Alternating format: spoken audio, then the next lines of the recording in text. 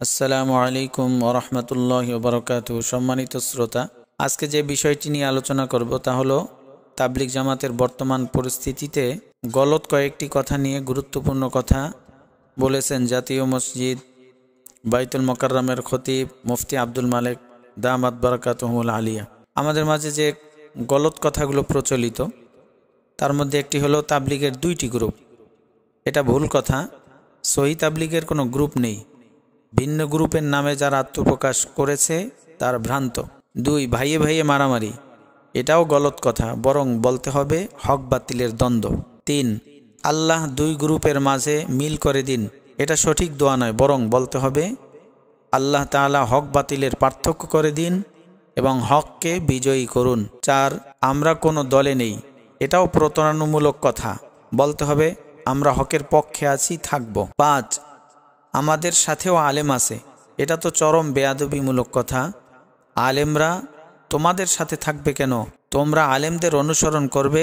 যে সকল দরবারি আলেম ভ্রান্ত সাদিয়ানীদের সাথে আছে বা সমর্থন করে অথবা মৌন সমর্থন দেয়, তারা পকেটস্থ আলেম, বিক্রি হওয়া আলেম।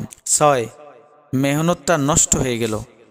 মেহনত নষ্ট হয়নি, বরং মেহনতের মধ্যে গোমরাহি ঢুকে কলঙ্কিত হয়েছে, তাই মেহনতকে পবিত্র করার কাজ চলছে।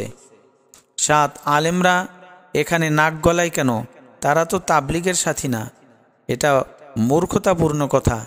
দিনের সকল বিষয়ের জিম্মাদার ওলামায়ে কেরাম।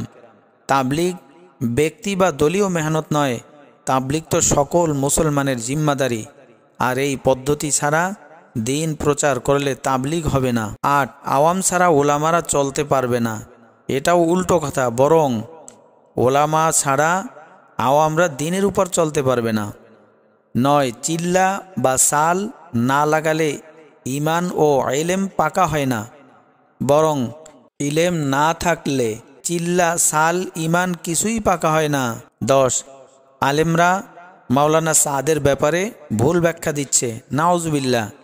যেই দেশে আলেমরা দিন সম্পর্কে ভুল ব্যাখ্যা দিবে সে দেশে দিনের সঠিক ব্যাখ্যা কারা দিবে? স্যার, ডাক্তার, ব্যবসায়ী? এরা তো নিজেরাই দিন জানে না, এরা আবার কিসের দিনের ব্যাখ্যা দিবে? আল্লাহ রব্বুল আলামিন আমাদের সবাইকে কথাগুলো বুঝার তৌফিক দান করুন, আমিন। ওয়া আখিরু দাওয়ানা আনিল হামদুলিল্লাহি রাব্বিল আলামিন। আসসালামু আলাইকুম ওয়া রাহমাতুল্লাহি ওয়া বারাকাতুহু।